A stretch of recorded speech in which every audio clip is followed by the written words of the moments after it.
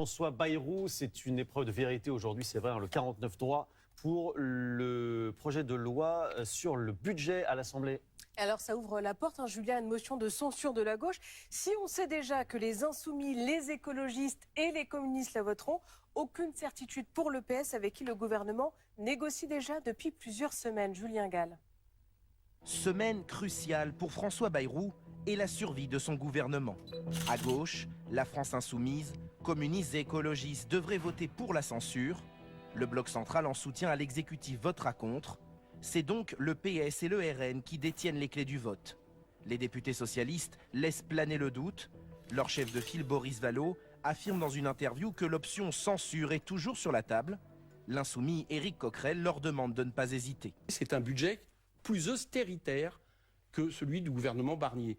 Et bien dans ces cas-là, la seule cohérence, c'est de l'empêcher de passer. Le premier secrétaire du Parti socialiste se retrouve face à un dilemme stratégique à quelques semaines du congrès de son parti. Pour un Olivier Faure, il vaudrait peut-être mieux censurer s'il voit qu'une partie substantielle de son groupe va vers la censure, plutôt que de diviser son groupe et de quitter la gauche sans avoir la moindre marge de négociation à terme avec François Bayrou. Le RN, de son côté, n'est pas encore décidé, mais certaines voix commencent à se faire entendre. Je pense effectivement que nous devons nous associer à une motion de censure, mais c'est c'est mon analyse personnelle. Pour ou contre la censure, au PS comme au RN, la ligne à adopter devrait être tranchée d'ici mercredi. 10 heures de débat hier à l'Assemblée, ils ont été houleux, près de 200 amendements ont été déposés.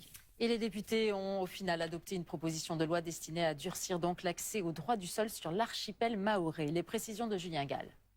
Au terme de plusieurs heures de débat houleux, la proposition de loi visant à durcir les conditions d'accès au droit du sol à Mayotte a été adoptée.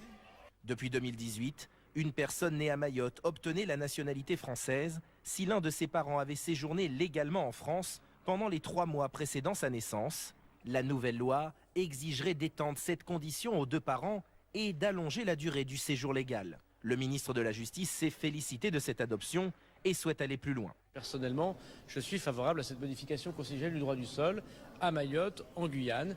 Et je pense que le débat public doit s'ouvrir sur le droit du sol dans notre pays. Pour les parlementaires de gauche, cette loi est discriminatoire et ne correspond pas aux problèmes réels de l'archipel. Le droit du sol n'est pas un problème dans la situation à Mayotte. Si aujourd'hui des gens quittent leur pays d'origine pour venir en particulier à Mayotte, c'est pour des raisons de pauvreté. Très peu de ces personnes demandent en fait un passeport français. Le texte doit maintenant être examiné au Sénat pour être validé et pourrait nécessiter une modification de la Constitution pour s'appliquer, car cette dernière protège le droit du sol.